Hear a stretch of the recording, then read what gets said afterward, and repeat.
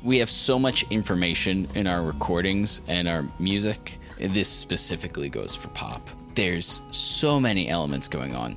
We're maximized on the frequency scale from 20 to 20.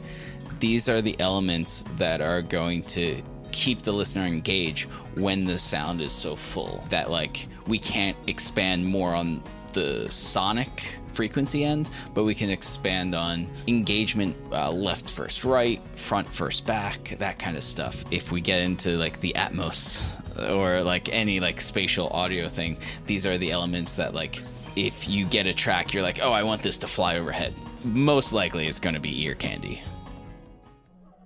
Huh. What's this red button do? You are now entering a restricted area. You may experience a phenomenon known as TrueLevelStudio.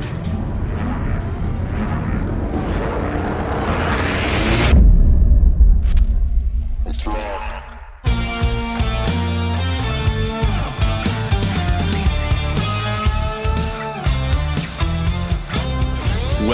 Welcome back to The Record Process. We're here once again with my lovely long-haired co-host, Mr. Tom Conran. Hello, Tom. Hi. What's going on? Oh, so much and yet nothing at all. And you will notice an absence of our other long-haired co-host, Mr. Adam Ackerman, as he is temporarily not with us as he's traveling to Los Angeles to do some super secret, super cool songwriting things that I'm sure in the future you'll begin to hear about. But so we are stoked for him. So we will be sad to miss him on this episode.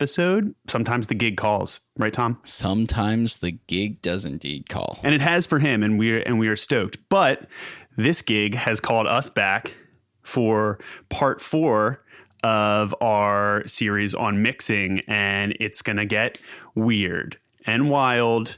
It's gonna get weird. If you don't believe it after that, then I don't know what more we can tell you to try to convince you just how weird it's going to get. But it's going to get weird today because we're talking about ear candy and decorating our mixes that after we've thrown that magic sauce of automation into the mix and started to really, really inject some life and dynamic into our mix, we get to put the little sprinkles on top. We get to throw some cherries into this little bowl and really do the final trappings on our mixes. Not an unimportant step by any means, and sometimes a very important step. So like right before we started, we went on and we're like, what's the definition of ear candy? According to Merriam-Webster, so it's music that is pleasing to listen to but lacks depth. Oh, yeah. And Casey and I were just, wait, that's like the complete opposite of what we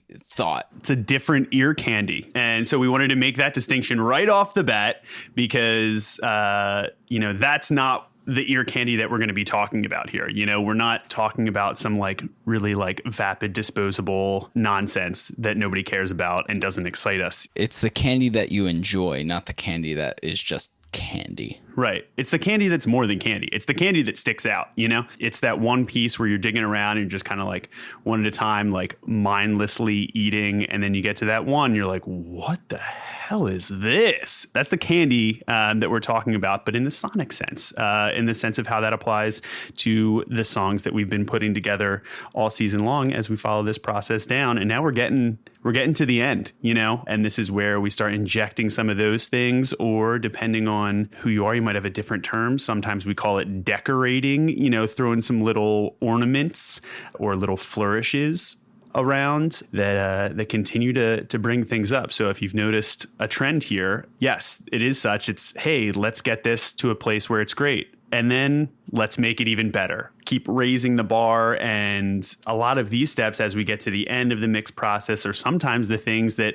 come with time and come with ideas of, learning from other great mix engineers or from other artists, or really doing some critical listening to the records that you love and starting to make notes on, whether it be as a mix engineer or from a production standpoint, right? And these are the things that kind of set aside and separate a lot of the really like high level and successful like mainstream mix engineers and producers, because these are things that no track gets out the door without. And early on, they're just not the things that are on your radar. You're worried about more of the fundamental stuff, which we should be, and you have to have in place. But once you get that stuff in place, this is the kind of stuff that really, really sells it and sets things apart at the very end. So and the kind of things that add depth instead of take it away, right? Yeah, and these elements can either be mix elements, or most commonly, at least I find, the idea is there in the production. And then it's like, okay, here's my idea, but I don't know how to make it sync into the mix.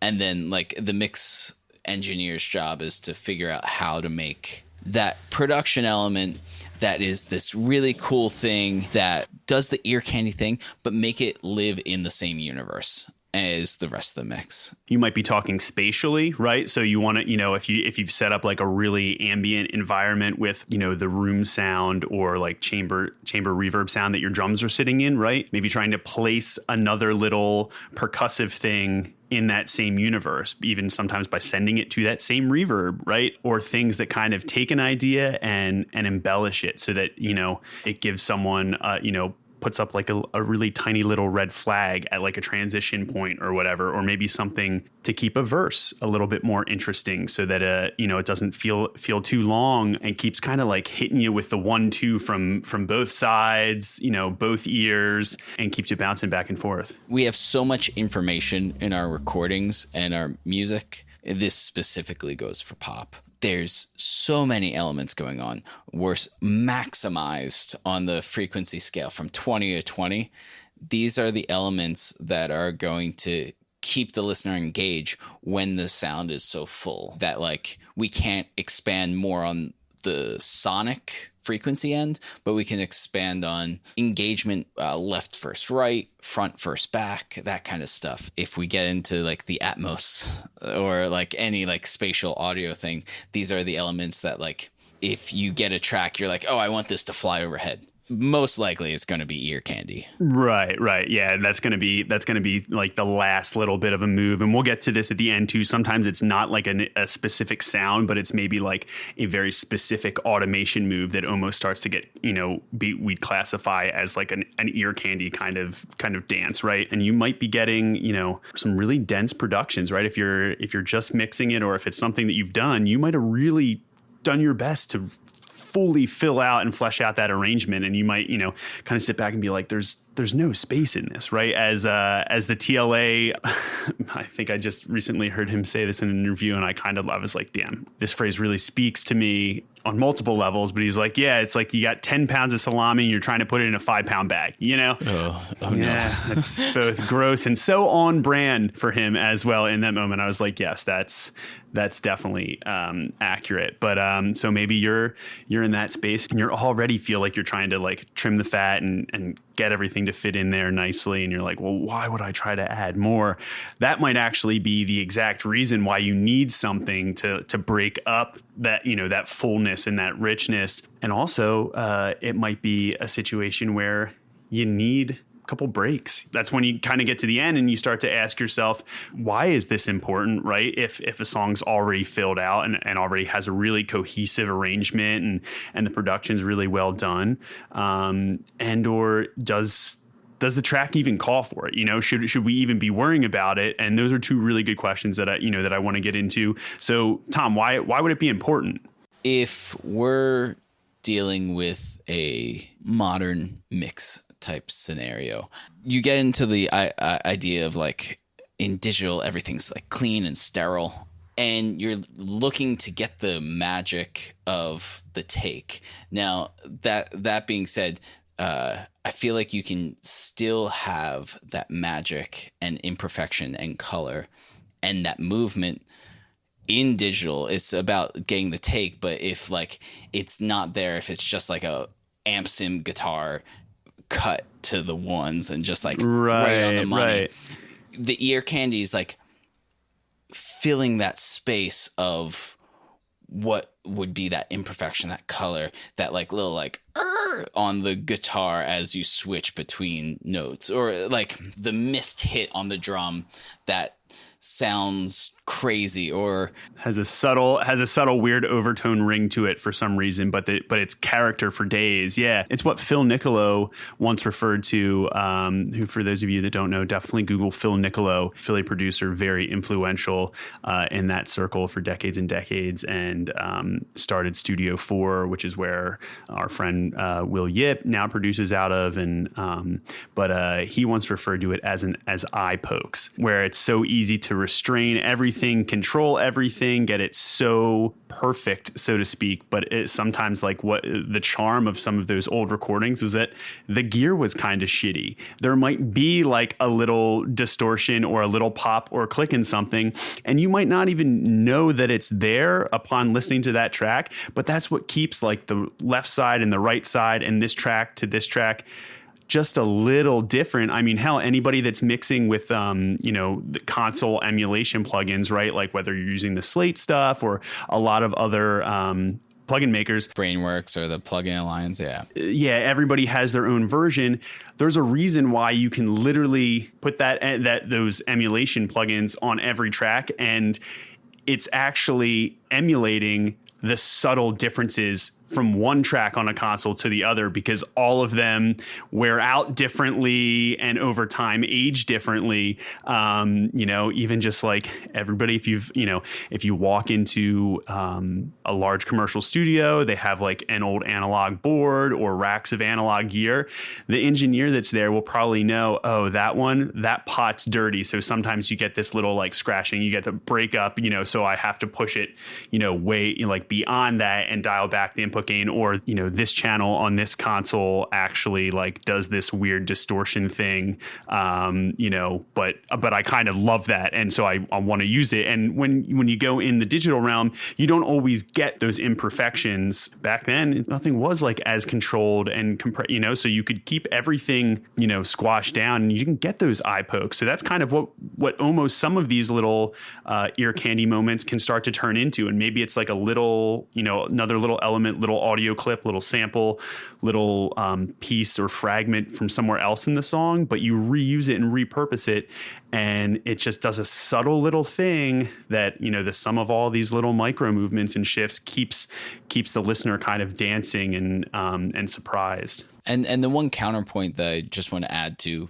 both of our reasons for ear candy, there's also always calls for it to not be there as well, to let the song speak, and like you don't have to add that, but we'll get into that a little bit later. I just want to touch on that now because like I see pop productions that have like 250 tracks. They can really be 40 because like it's just like small hits here and there that aren't serving the song.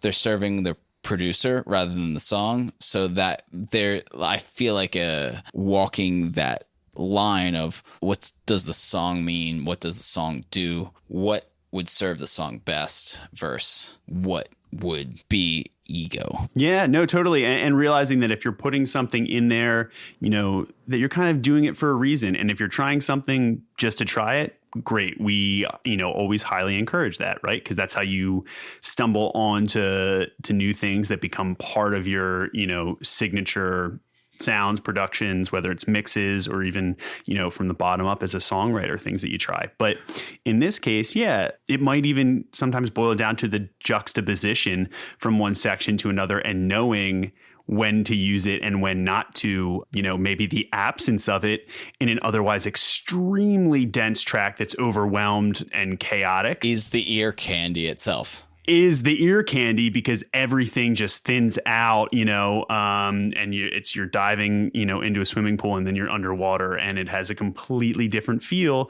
And then when things kick back in, it's, it's little ear candy, like Easter egg central again. And, so that could also be some things to consider. The goal of all of it always being does this make the song and the arrangement of the song and the story the song's trying to tell and the world it's trying to live in better, right? Totally, and not, does it overwhelm it? Does it start to, are you doing shit or putting things in a recording that are taking your focus away from like the coolest lyric in the song? Like maybe that's not a great idea. Are you doing something that's emphasizing the coolest lyric in the song in a really neat way? Great, love it. You know, are you getting into some like word painting, some like pitch down a vocal line for a second, and you hear this all over like modern hip hop and pop, and we'll get into some of these examples. Then that's probably a good indicator that you're onto something if it's something that the artist is into and something that aligns with what they're about creatively and trying to reach. But if it starts to feel a little bit like, I want people to know I mixed this track, like, yeah. Right. You know, like and it's like we always say, it's like in a lot of ways, you know, if this is, you know, just you wearing one of many hats, that's a little different. But if you're a great mix engineer, the whole point of it should be taking what you're given, and maybe you're given a rough, and then just making a better version of it, not saying, hey, I want everybody, the first question I want them to ask when they hear this is who mixed it, right? You know, they should be like, the first thought should be, wow, this track by this artist is unreal, right? And anything that kind of gets in the way of that, you want to make sure, and you want to, you know, kind of ask yourself, am I doing this for me, or am I doing this for the song and the artist and the project in general? So totally. And I think that like goes to like, I mean, like, case, does my song call for it?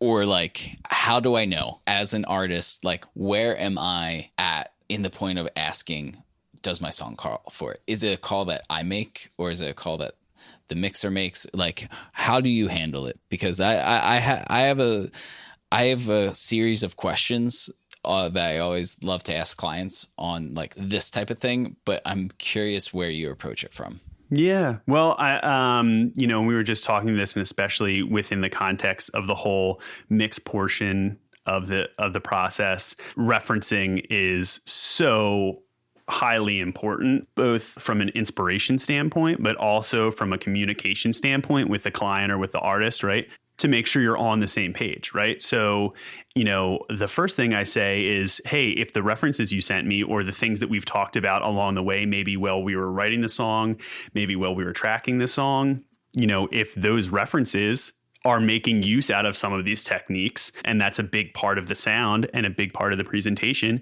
then that's going to be a question and say, hey, I'm going to, you know, maybe be more inclined to come with them, you know, and say, hey, when we get to the end, when we get to the mix phase, how about some of these like effects throws, or maybe like do some like hyper processing, you know, little moments here and there.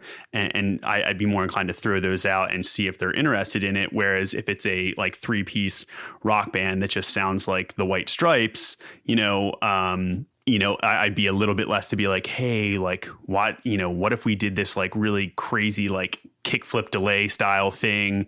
And then it, you know, sucked it into this black hole, and then it had this 808 like bass drop, and things like that. That feels a little bit outside the realm of that. Right. So that's the first thing that kind of informs those, you know, whether or not to even kind of bother having those conversations. Then beyond it, I'd say, does the arrangement and what it's doing already line up with what we were kind of mentioning before, right? Is it a pretty static arrangement? You know, is it pretty basic? And do I think it could really use some help and benefit from a few of those things, right? You know, if the client's unsure, if the artist is like, I don't know, this is kind of all I had in mind so far, then I'll say, well, let me try a few things, and I'll send it back to you, right? And then we'll go from there, and maybe it's a give and take, or maybe something that I try gives them a really cool idea, and they're like, hey, I love this, but what if we did that, but like here instead, you know, or used it differently, or and things like that. So that's how a lot of that stuff tends to work its way in, is by feeling out how open they are to trying some things. And or I'll just say, hey, do you just want me, we're done tracking, here's the rough mix. Do you just want this and everything you hear on it, but just better and bigger and crisper and clearer sounding? If that's the case, okay, then that's kind of the answer. That's where they want it to end. They don't want to, that's stylistically not what they're going for. But if they seem open to it and I have an idea, then I remember that as I'm going through the process, and every time I come to a transition or come to a lyric or a word, maybe in a verse or a pre-chorus, something that like really evokes like a cool image or a cool idea, I'll just make notes of it. And then when I get my like basic static mix going and start getting into automation, that's when I'll start to be like, hey, I'm going to try these, like try and do like 3 things here. And then send them back and just be like, be completely open to, you know, any and all feedback and just say, hey, tried a few things. If they're crazy, super easy to take them out. And that's usually where a lot of that happens. And then that might just be, you might get a recall. It's like, hey, we love the fucking witchcraft voodoo that you're conjuring up here. Can you do more of it wherever it's, you know, wherever it works on the rest of the songs. And then that's your kind of green light for it. Or if they seem a little apprehensive, then, you know, maybe dial it back. And if you have an idea, ask first. But then there's some guys that are just, you know, go ahead and do it first and then ask for forgiveness later kind of thing. No, that makes total sense. And you got to have some boldness too. If, you know, it's like, don't be afraid of, again, it's, you know, taking the ego out of it. If they throw something out and then they don't like it, that doesn't mean it wasn't a cool idea. That just means it doesn't fit the vision of what they're trying to go to. And that's totally okay. Right. It's got to be a balance between what you like and your taste and bring that into it. But then also ultimately their vision is the deciding factor in the taste. Right. It's not a good, bad or wrong, right thing. Yeah. And I think you could boil that down to finding the universe in which the song lives, and the song is serving its purpose in the least amount of elements that get the point across and get the emotional impact across. That's one nice thing that like tonality and timbre can give us is in like recordings now in the digital age where we can manipulate to all living hell. We can get the exact timbre that we want.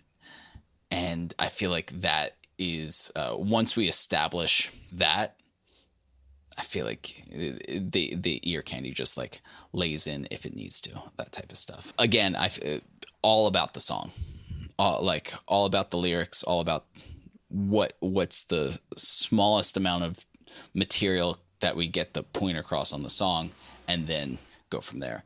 Right. And I mean, to, you know, to finish that out, it's kind of like, well, you know, do I need to do this? What happens if I don't? You know, sometimes a lot of this, like we said, is only noticeable if it's not there, you know, or is only highly noticeable like in the absence of it. So again, it's always genre dependent, but, you know, reference the tracks. And if, you know, obviously, a couple of the engineers at our spot, you know, do a lot of hip hop. And a lot of it is like, if you listen to a lot of that stuff, the first thing you'll notice is like, it just feels like what's wrong is if you go listen to a lot of the other like pro stuff, it's like, oh, it's just like the ad libs that I'm missing. It's like it's the delay throws, you know, that the vocal layering, you know, that brings character and brings excitement and emphasizes those line by lines in different ways. Right. But if it's not there, then all of a sudden you're just like, well, I don't know why, but I know that this isn't like a quote, like air quotes, like professional mix, or I know this isn't a professional track, right?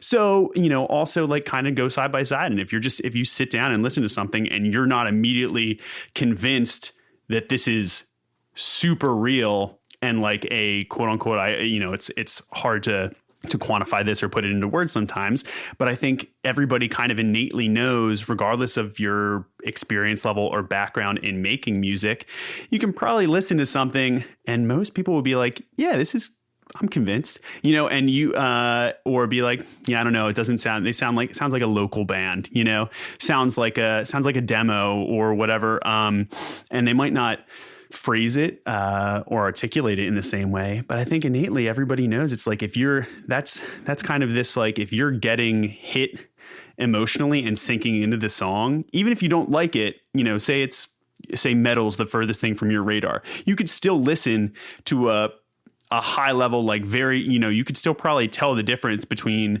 a metal band that just did their first song, you know, yesterday, and a metal band that's been making records and having a successful career for 2 decades. You know, you'd probably know, and sure, like even if both of those were mixed technically, soundly by the same person, you'd probably know that there was a difference just based on some of these subtle differences or some of the things that are missing. And I think that's a good gauge where if you put your song on and you're just like, I'm still not sold. If you're still like shaking your head, then keep at it. Go back to the drawing board. That's what, we talk about when to abandon a song or when you're done, right? You're done if you can listen through to the whole thing and just be like, yeah, this is a real song. This feels done. This feels professional and I'm excited and I just want to listen to it again because I'm so in it and I love listening to it. Right. So yeah, that's, nothing bad will happen. Sometimes some genres definitely don't need it. And this is definitely a dead giveaway of if you put something in, it might be an indicator, that we're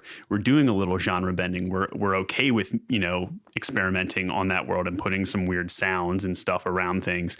But yeah, so not a must, but definitely, if something's missing, maybe if you're in that genre, then give it a go. Worst thing that can happen, we always have the mute button, So Tom, I would love, with all that in mind, to start to get real weird and talk about some specific examples of the kind of things that we've been alluding to and how they're used, and maybe give some ideas of things that we've tried or things that we've seen that can turn out to be really cool, or just some nice food for thought when it comes to taking a step back from your mix and seeing what little moments you can maybe insert into there to punch up things even further. There is an art installation that I think crosses over into the music world really well that I did with a couple of my fellow colleagues back in college, Paul Kirby, Mason Pugh, Colin Doerr Newton. Shout out. And it was this Wolf Moose installation, and you're like, what the hell is a Wolf Moose installation? But it was scientific data on wolves and moose on this remote island that they were the only two things, and it's the longest running single predatory prey study in the world. So cool. Lots of data. But we took that data, turned it into music, and then made metaphorical interpretations of the elements into effects, and that bled into like the thesis of everything. So there's wolves on this island and they inbreed, and because it's an island, you can't there's only so many wolves, so they inbreed, and then there's genetic degradation over time. So what's a cooler element than adding distortion to the tail of delay? So the more this delay ramps up and feeds back, the more distorted it gets. And that's a hyper specific metaphorical interpretation of that, but applying that same logic to a mix can forward the emotional quality of the entire song just on that small element. That's kind of the approach that I like to think about. Like, everything has its own place and story to tell what the song is trying to say, and make it from just a recording to experience. Right. Yeah. Sonic metaphors, dude. Exactly. So sonic fours. Sonophores. Yeah. Wow. Yeah. Metasonics. Ooh. I think we're inventing a lot of high level job descriptions right now. Metasonic sounds very real. Definitely real, maybe evil. I don't know. DC, hit us up. It's like, yeah. We're on a list now. As soon as this goes live, we're on a list, because this is a very secret government program that we're not supposed to know about that we've now stumbled onto. Whoops. Oopsies. That's a brilliant point, and I think that that experiment and what you guys kind of did is such a perfect example of how we can get to some of these ideas, because otherwise there are, especially nowadays, there are infinite possibilities of random as fuck sounds. There are so many sound libraries and so many things that you could pull from. A lot of times, we're talking about not only like, okay, standard practices when it comes to like recording, mixing, whatever, but also, breaking the rules is really important to try to, find some new ground to tread.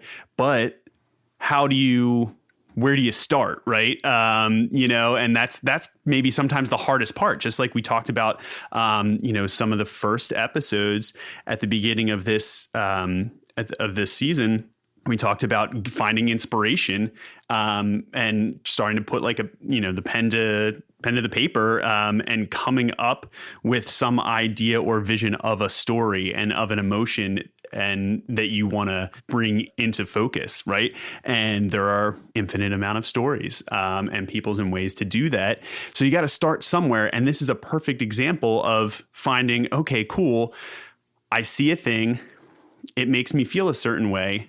How can I represent that sonically with the tools that I have, whether it be the tracks that I have in this mix or the effects that I already have going or the space that I'm in or that I'm creating with these tracks currently. And you have this story, right? So, it helps you narrow down the possibilities and gives you an idea to try to run with, right? And so you might end up with something in this case, right? I'm sure like a reverb trail where the delay keeps feeding back, the distortion keeps feeding back on itself and degrading over time. If you hear that in a vacuum, someone might not necessarily think the genetic, mutation of a species of wolves, in that experience. That might not say that word for word to someone, but it can also just come out with a really cool sound that evokes something really interesting. Totally. And that story and that study gave you a place to start to do it, to get there, right? And that's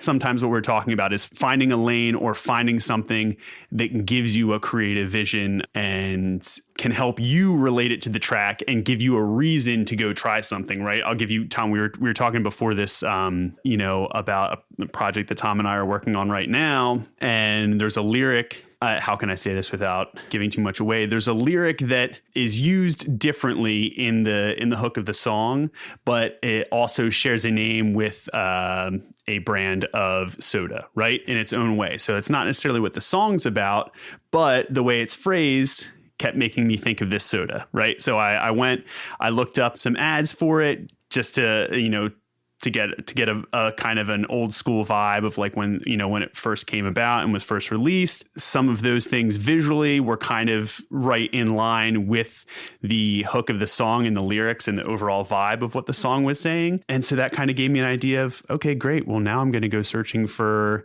some sound effects. And I know that I want some texture here, but I don't just want to add some percussive elements. So I ended up taking and messing around just as an idea to throw out there, right? Still very early on in the production process and pre-production of the track. But I took sound bites, found a few clips of a opening of a soda can, and has a really unique percussive element. But then when you filter that down and run it through a series of delays and reverbs and put it into a space and bring it under the mix, it's something that for me, and nobody would ever probably identify that as that sound effect, but it's a lot different texturally than just putting a shaker or maraca with a different rhythm under it and reacts differently to a lot of those delays because rhythmically I cut it up into a different thing that mirrors what that cadence would be, right? So it's a way of, as another example of like, cool, one led to the next. And by the time you get to the end, you're not really related to anything, but you've stumbled on something really cool. And it's a little nugget that only you and the artist might know and just get a chuckle out of. And or it's just an interesting story for, VH1 behind the music storytellers, 30 years, whatever the equivalent is, 30 years, after the track's released, right? The same type of like Easter egg type stuff, like I feel always happen in like whenever you're doing like granular synthesis. Like I love like throwing a granular synthesis takes grains of an audio clip, so very, very, very small fragments, and stretches them out. So you can put whatever sound and you can manipulate it to sound like a crazy synth. But when you kind of break it and you kind of put in samples that are way too long for it or way too short, and you're manipulating them so like it's not even recognizable. Like it may be a cricket that now sounds like this like massive building falling or something of those elements. But that cricket meant a lot to you. I don't know, maybe he's your friend. But it's like those like internal connections, and that goes back to like production.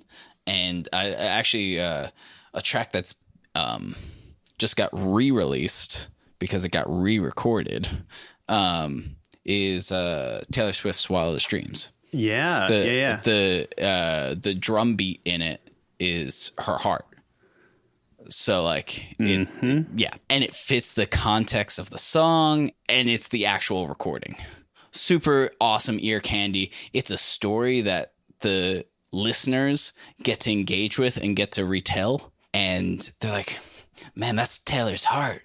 That's so cool. And like, it's a thing that makes it unique because you can have a tom drum do like boom, boom, boom, boom, but it's not the same. Right. And it's a way of, when we get to this part of the process, and obviously some of this, and shaping a unique tonal character of a track overall, is the sum of each part, and kind of doing that specifically, choosing the instruments, choosing the spaces, choosing the gear. But this is also an opportunity to do that on the back end, because as a mixer, you're choosing the, heavy air quotes here gear, whether it be an all in the box situation. You're still choosing the effects, and you're choosing which places to highlight, even if it's something as simple as, and I will totally count this because I think it's really important, especially in a lot of genres, and what separates a lot of a mix engineer taking a vision, taking the song and taking the idea, and then just like completely elevating certain like really crucial moments and impact points through the use of a lot of the things that we talked about in the previous couple episodes of mixing, which is automation, panning, and, kind of stacking of effects in a creative way. So even sometimes something as simple as a delay throw, if it's really overdone and really done in a unique, interesting way, I think you see this in a lot of like, minimalist, like pop productions where it's such a crazy lush vocal sound that the delay that's an effect that's done in post, probably by the mix engineer. Sometimes maybe it's printed down by the producer in the moment, but probably 9 times out of 10 that's a mix move on the back end. Or if it's already there, it's being exaggerated by the mix engineer and in the mix process.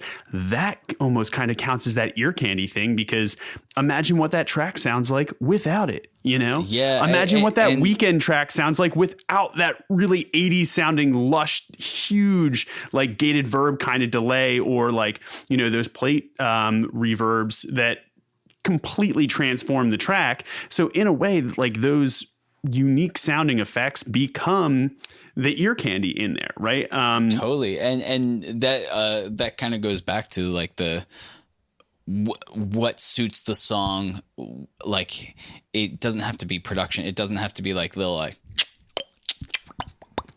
It can be as generic, as wide reaching as a reverb. Right. And I'll give you, even if you're working with just what you have, right? Let's take an example, like a Weekend track or like a Post Malone track, right? Things like that, maybe you're getting delivered the music bed and, a bunch of vocal stacks. But in this case, there's not a lot of vocal stacking in a lot of those. It's just like, the lead performance for some of those verses. So your job is to take the really interesting nuances and bring them out in some way to make sure that, instead of trying to downplay some sort of weird like mouth sound or something that happened in the vocal performance, amplifying it and bringing it out and riding it and sending it to a delay, or clipping it and doubling it and pitching it down for that one word. So, and underlying, that to make that one moment something extra special. And you hear that all the time with like a lot of the vocal synth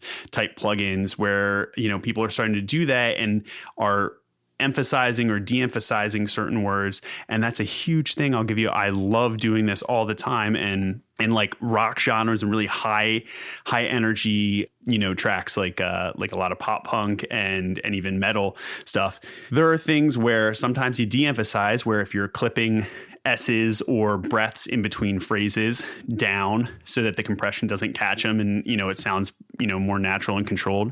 But then there are other moments where I will take those breaths and be like, I love it. And I'm going to send that breath to the reverb or clip it. And I want to use that as like, especially if we're talking about really slow, like production style stuff, having can be such an incredibly enveloping moment and something really special.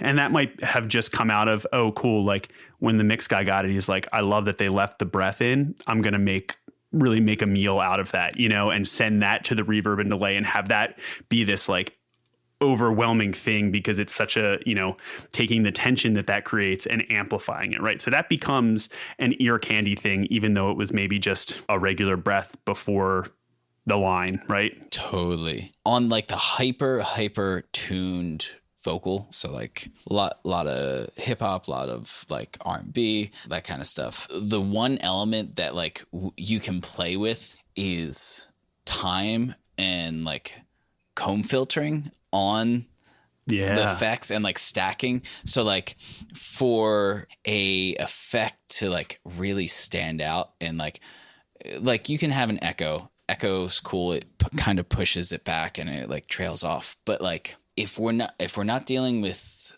like the tuning, what other elements can we deal with? We can deal with pan left, right. We can deal with front, back, but we can also deal with time. And I think flange gets a bad rep.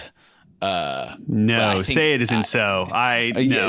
Flange and phase shifting and phasers are some of my favorite, because they stacking them into a delay now juxtaposes the delay, and now it's this like wild like thing that's going back and deep into the mix, but it's also like ripping your head open. And that juxtaposition is so cool. And so like recently on like a couple hip hop things I've been doing, that juxtaposition suiting the song and highlighting the words that are maybe juxtaposing the meaning of the song, and like kind of like if a song's like really like hard and like it's talking about some like really, really tough stuff, or like emotionally or physically, and there's an element where it's like levity and comedy. Cool. Let's highlight that. Let's make that like, let's bring that forward, because now that is just another element in the song that's going to push that narrative forward. And if it turns into ear candy, even better. Like so I think that that aspect of things is that gets me super jazzed. I think in the hip hop world, it may be cliche at this point, but I feel like Kendrick's very good at choosing the effects and sounds that emotionally support what they're talking about. Yeah. And I think that's why, a lot of those guys nowadays will work so hand in hand with whoever's mixing, or even building so much of that stuff into the production early on.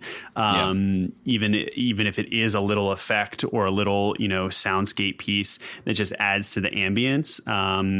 It's so important when you only have like, effectively like kick, snare, hi-hats, that are programmed, and then a vocal, right? And maybe a synth pad or whatever. It's like, that's not a lot. If you strip it down and take away all of that other stuff, the song's not going to have nearly the same resonance and feeling and to match that, emotional mood and quality. So those in that style, those things become really important. And also the slow moving from like side to side, or like kind of like ping pong delay or whatever, it fills a lot of that space and keeps you kind of engaged and keeps a world moving around you.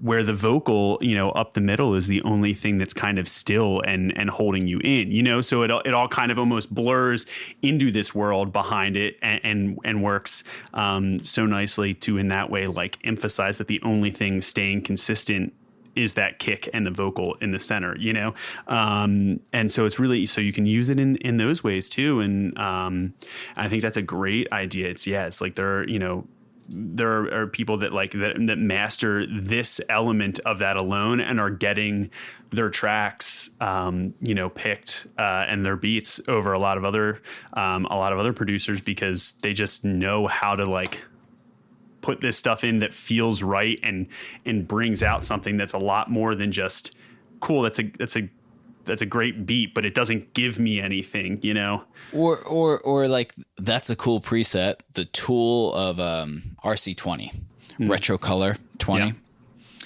Awesome tool.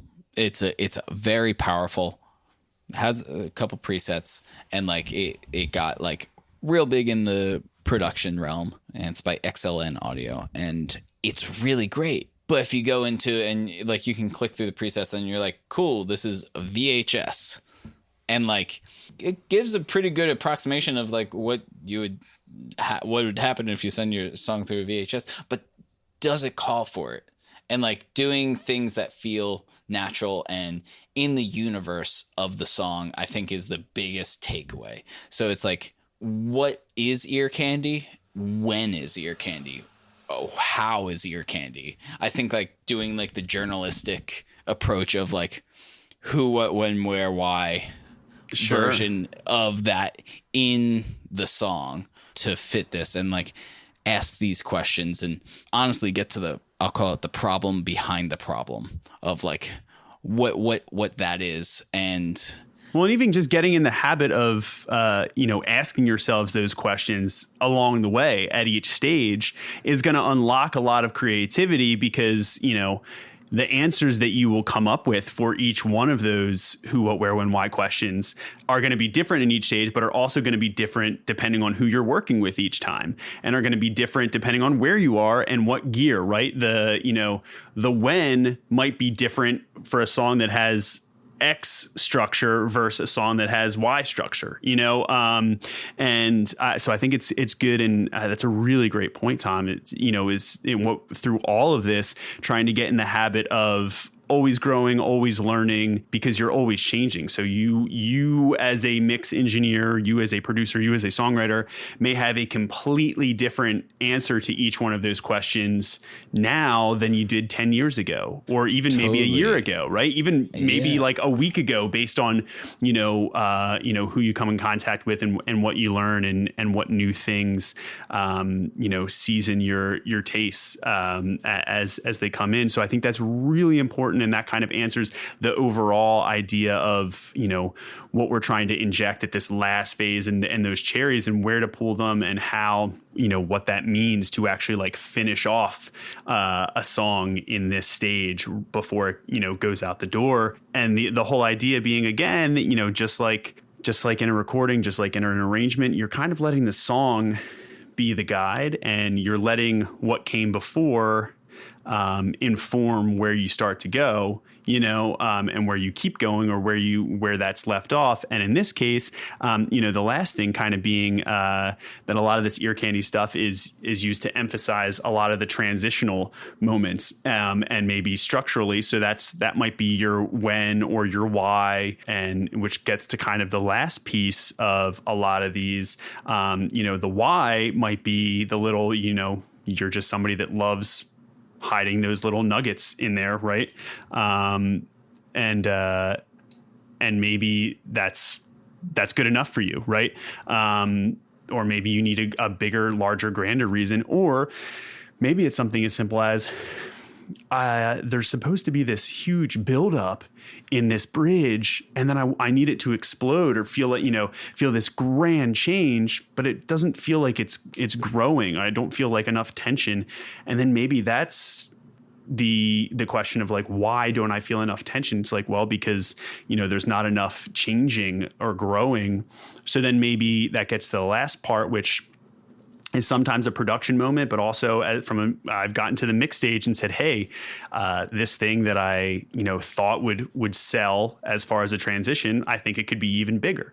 And I will go, whether it be like the old, like reverse snare reverb or some other like filtered sound effect and build some risers out of it that just subtly underlaid. You'll never necessarily know it's there, but the second you mute it, that transition, that piece, that moment doesn't hit the same way, right?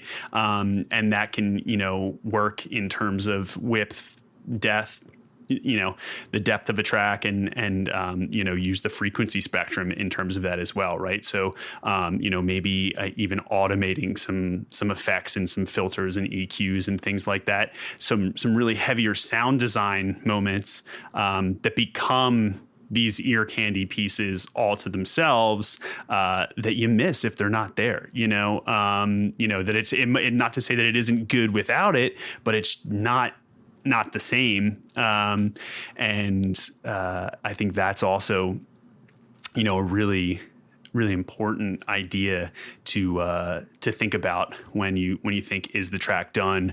Could it be better? Right. Well, I mean, it could always be different. But like, and different like, may not be better, right? And cool, awesome. So I mean, with that, I think we've covered a lot of really cool ideas and given out some cool examples. Do you have anything final that you'd like to leave anybody with when it comes to our getting down and getting weird with your candy and decorating these mixes? Yeah, I think in our show notes you have a mood guide vibe tech as like a title and for like a mixer, and I think letting the story dictate that mood guide, letting it dictate the vibe, and then you just enhance it. I think that's a super important and awesome thing to like think about and allow you to be more than I am engineer, I turn this up.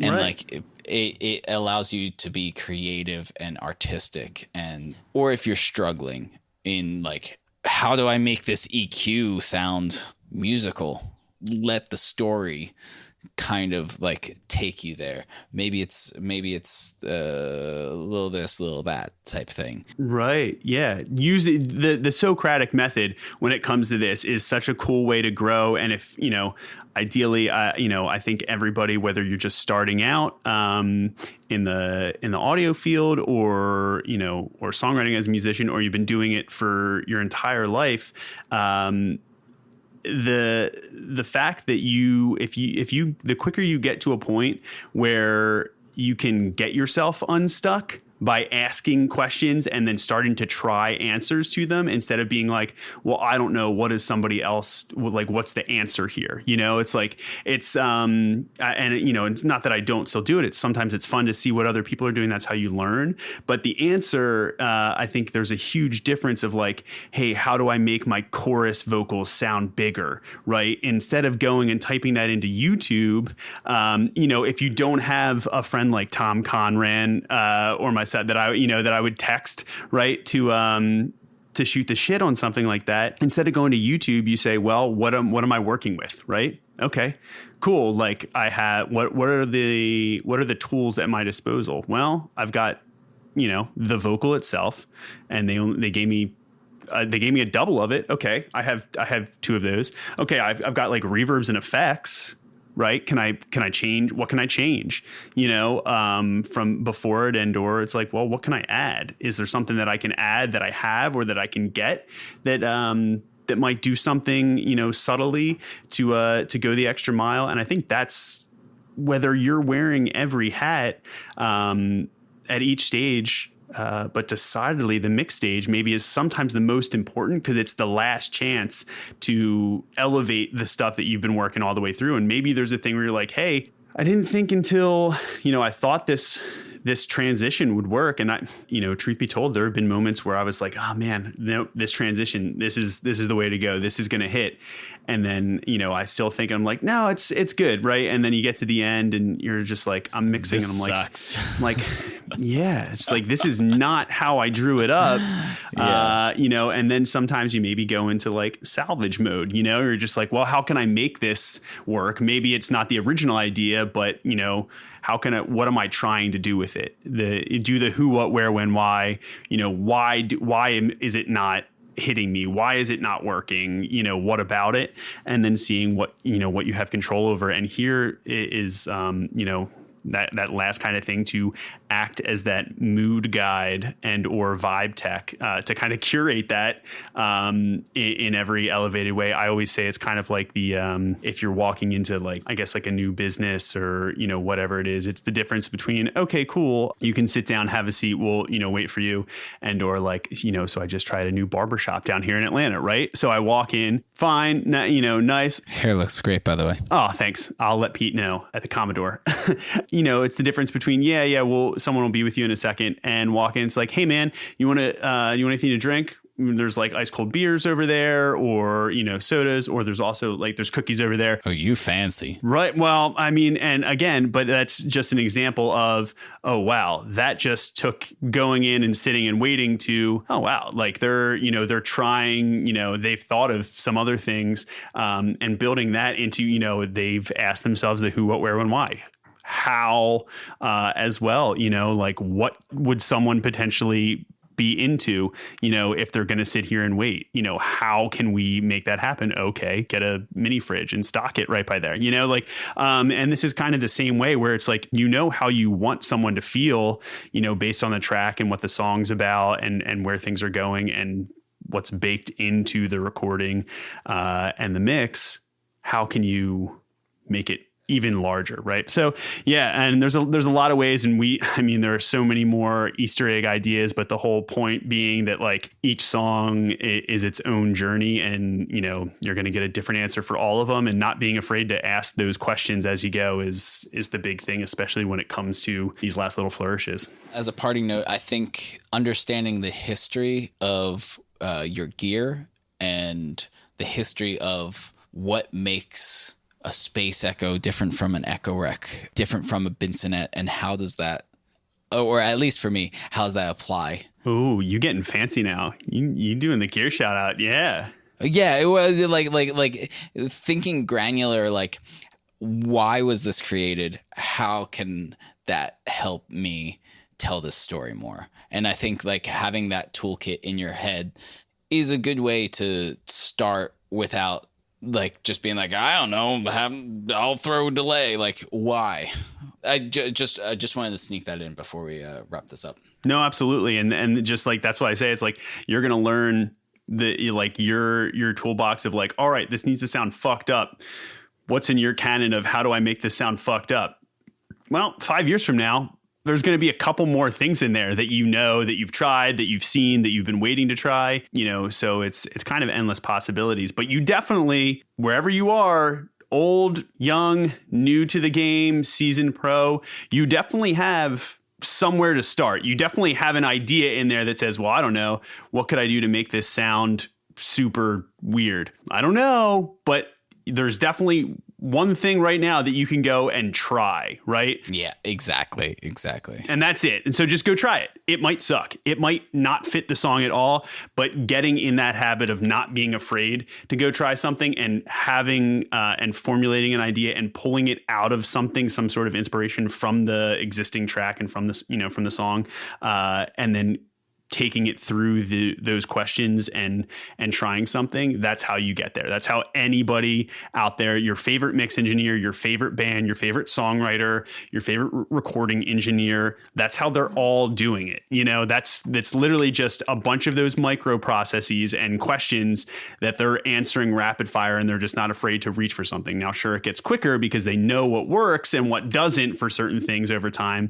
But when it comes to this ear candy stuff, like you actually can turn maybe the lack of knowledge into an advantage because you're not willing to say no to something right off the bat, you know, and you might unlock something that Tom and I are going to be like bowing down to, you know, and that's kind of what I love about it too, is it's all relative in that sense. And it's just about making what you want, something, curating.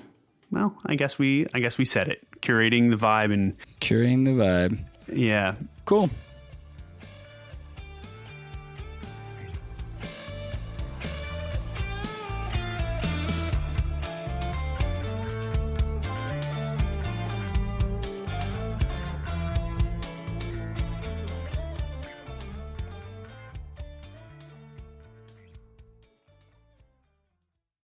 We will wrap it up here for this week. Thank you once again for joining us. And Mr. Adam Ackerman sends his best from Los Angeles, and hopefully we will have him back soon. But in the meantime, get ready, and we will be wrapping up very soon with one more episode in our 5-part series all on mixing, where we will start to talk about the final communications back and forth, if you yourself are not the artist and are in fact just the mixer, or if you are someone that is working with a mix engineer, and how to get the most out of that communication and process, and how to make sure you both end up in a place that, as we always say, serves the song. So until then, we thank you again, and have a great week, y'all. The record process.